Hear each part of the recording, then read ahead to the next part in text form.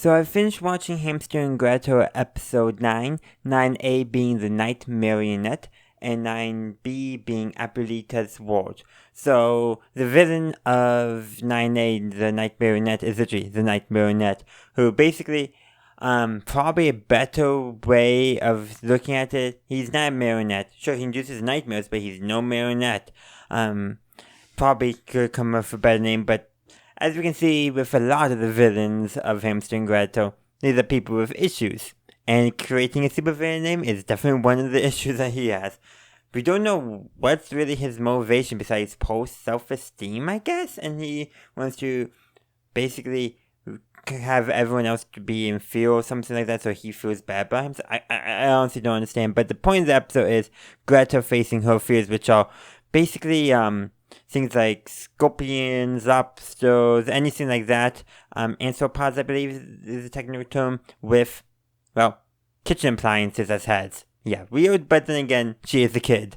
Now, we don't get, and Hamster, or his fear is simply a vacuum tube, and he's able to deal with that just by going to the pet store and asking for an apology, and it worked. Well, Gretel, immersion therapy is what they did for the first one, and for the second time comes up, well, it was a nice callback to the beginning of the episode where they're going through the old toys, and Kevin finds a sock puppet that he would use to help entertain to play with Gretel. Mr. Grumpy, I think was his name, but regardless, brings that sock puppet back, gets basically, and the purpose of that sock puppet is to be dumb to basically cause laughter, to be humorous, and to help to wipe away fear, to essentially be another outlet for emotion that's much healthier, and that's how Gretel is able to overcome her fears and defeat the villain. And then, of course, Abuelita's world is their parents are off for some convention, and their Abuelita comes to babysit them, who is very strict, and so they have to. Basically, once the villain starts doing the villain things of the episode, I forget the villain's name. I know, just watching out, you forgot. But it's a big baby, literally a big baby, who was a former mayoral candidate who was a sole loser. Reminds me of somebody. But moving on from that, so they have to get away from her to save the day, but ends up not working out. But Abuelita does figure that Gretel has superpowers.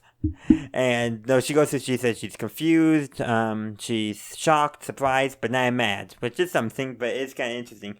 And the end of the episode, it just caused me to laugh. Basically, they ask her not to tell their parents because their parents don't know, and she says she's good at keeping secrets because their mother doesn't know that she used to be a go-go dancer before their mother was born. And Kevin was like, we didn't need to know that. But it's like that. I don't know why, but that was so hilarious. That little line at the end.